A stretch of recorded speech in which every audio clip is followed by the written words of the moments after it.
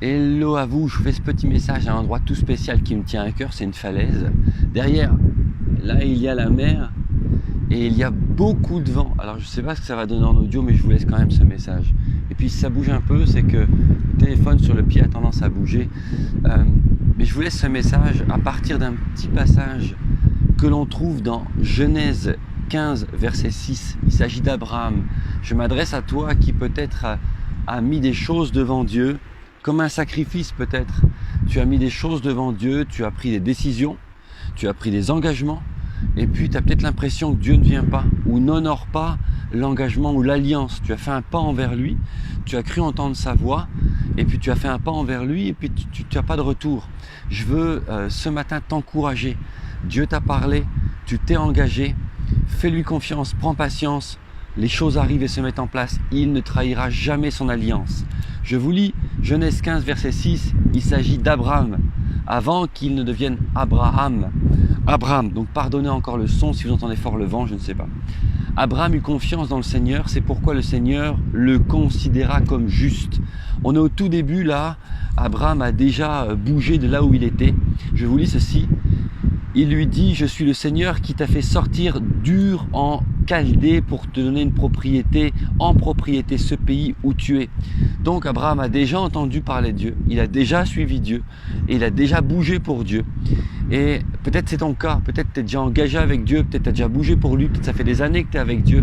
Et puis tu te dis, mais Seigneur, je ne vois pas les choses bouger, je ne sais pas ce qui se passe. En finalité, est-ce que tout le chemin que j'ai parcouru, comme Abraham avait parcouru ce chemin, est-ce que tout ce chemin-là, eh bien en finalité sert à quelque chose, je me le demande. Abraham pouvait se poser la question. Et là, le Seigneur lui parle. Seigneur Dieu, demanda Abraham, comment pourrais-je être sûr que je le posséderai? Tu vois, Abraham a bougé pour Dieu et était dans le doute. Et je le répète, je veux vraiment m'adresser à toi qui est dans le doute ce matin. Et peut-être tu n'as pas cette ferme assurance, mais prends courage, marche par la foi. Alors il lui pose cette question.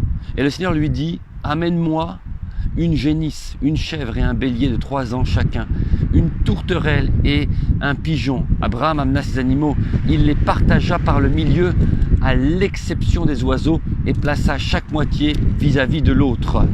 Ici, tu es dans une scène d'alliance. Abraham a mis ses animaux. Il dit, comment vais-je être sûr? Alors il fait encore un sacrifice. Peut-être c'est dans ton cas. Peut-être tu as pris un engagement, tu as mis des choses devant Dieu. Comme bon, ça peut représenter quoi ces viandes? Eh bien, c'est des choses qu'Abraham a mis devant Dieu. Ça lui a coûté quelque chose. Peut-être toi, ça t'a coûté quelque chose. Peut-être tu as mis des choses de ta vie même devant Dieu. Tu es passé par la repentance. Puis tu as changé les comportements de ta vie. Tu les as mis devant Dieu comme un sacrifice. Et puis tu dis, je les mets là devant toi, Seigneur Dieu, parce que je fais tout ce parcours avec toi. Je veux être sûr de t'appartenir. Je veux marcher avec toi. Montre-moi ta face. Eh bien, je veux t'encourager ce matin. Regarde, je dis ce matin, je ne sais pas quand tu regarderas la vidéo. Alors, il amène toutes ces viandes et tu es dans une scène où il place les morceaux de viande. Et si tu lis les notes d'étude de ce passage, on comprend qu'en finalité, c'est un passage qui décrit les scènes typiques d'alliance, même entre deux tribus où les morceaux de viande étaient disposés et chacun des protagonistes de l'alliance devait passer au milieu des morceaux de viande pour signifier l'alliance, signifier l'engagement, signifier la fidélité de cette alliance.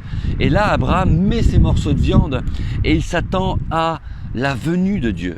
Et peut-être c'est ce que tu attends dans ta vie, la venue de Dieu pour toi. Prends courage, tiens ferme. Ce monde ne t'offre que des résultats, peut-être rapides, mais éphémères. Dieu t'offre un résultat qui, parfois est rapide, mais parfois est plus lent.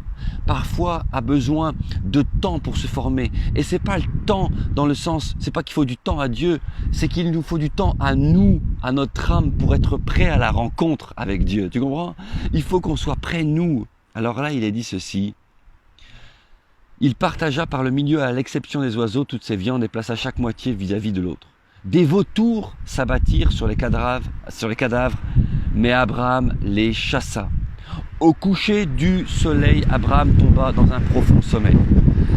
On voit par là que, alors qu'il met les viandes, il attend, il patiente, et des oiseaux de proie, de mort viennent, des vautours viennent.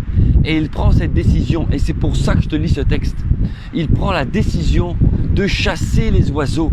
de les chasser, de les faire partir, de combattre pour que cette viande, alors que Dieu n'est pas encore venu, alors qu'il n'y a rien, au niveau de ses yeux, il n'y a rien, eh bien les vautours viennent et ils veulent manger la viande du sacrifice. Et moi je t'engage, si tu as fait des sacrifices pour Dieu, si tu as mis de la viande à part, la viande ça peut être tes efforts, tes décisions, ton temps à part, ton changement de vie, ta direction, tu as peut-être changé de direction pour servir Dieu, ça c'est les morceaux de viande, tu as mis ça devant Dieu, sur l'autel de Dieu, sur la table du sacrifice, eh bien prends courage. Et si les vautours viennent, et ils vont venir, ils vont essayer de manger la viande du sacrifice, ils vont essayer, le vautour c'est les doutes, le vautour c'est ceux qui vont se moquer de toi, les vautours c'est ceux qui vont te parler en te disant mais ça sert à rien ce que tu as fait, les vautours c'est l'adversaire, que les pensées que l'adversaire va mettre dans ta tête, ça sert à rien, tu vas pas y arriver, tu vas pas réussir, c'est trop long, Dieu t'a laissé tomber, ça c'est les vautours. Eh bien lève-toi et combat-les et proclame le nom de Jésus,